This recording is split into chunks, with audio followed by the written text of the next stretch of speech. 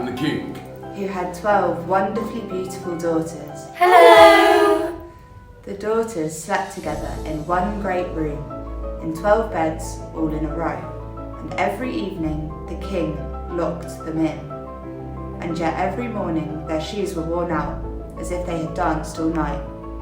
The princesses would never admit that they had done anything but sleep peacefully in their beds, but the king was determined to find out the truth. He asked for the help of the 12 princes, all of which were brothers and lived in the neighbouring country. The king said, If you can find where my daughters dance each night, then you can marry them. One each. Each night a different prince would arrive at the palace, and each night they would fail. Aww. These princesses were very clever, and each night they would give the princes a sleeping draught, Here, drink this. and they would fall asleep until morning, never finding out where the princesses had been, until the youngest prince came to visit. This prince was crafty and had bought a magic invisible cloak from a witch, and he had also worked out what the princesses were doing, and when it was his turn, pretended to drink the sleeping draught and fall asleep. Here, drink this.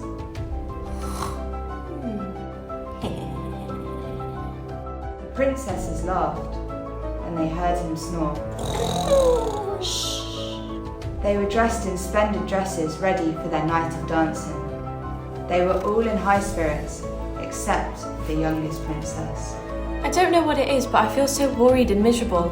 I'm sure some terrible misfortune is going to happen.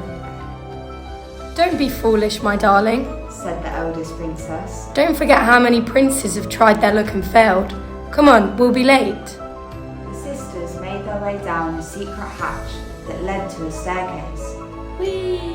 The prince followed them. He was right behind the youngest princess. The stairs led to a marvellous silver forest, where every leaf glittered and shimmered. No one will believe this. Thought the prince, and he broke off a silver twig for evidence. The tree gave a loud crack, and the youngest princess cried, That sounded like a gunshot. It will be the villagers firing a shot to welcome us. said the eldest princess. Next, they walked through a beautiful forest of gold, and the prince took another twig. Finally, they arrived at the village, which was inhabited by people whose lives were free. No one belonged to anyone, but everyone loved and respected each other. Here, the princesses danced till 2 in the morning. Their shoes were worn out. They said goodbye to the villagers until the next night. Goodbye, bye-bye. They returned home, and the prince raced ahead of them and got into bed as if he had been there all along. The princesses put their worn-out shoes in a row and went to bed. The next morning, the king sent for the prince, and he told the king of the silver and gold forests, of the dancing, and he showed him the twigs he had collected. Well done, young man. In return for your findings, you and your brothers may marry each of my daughters. Which one would you like? Said the prince. I will take the youngest.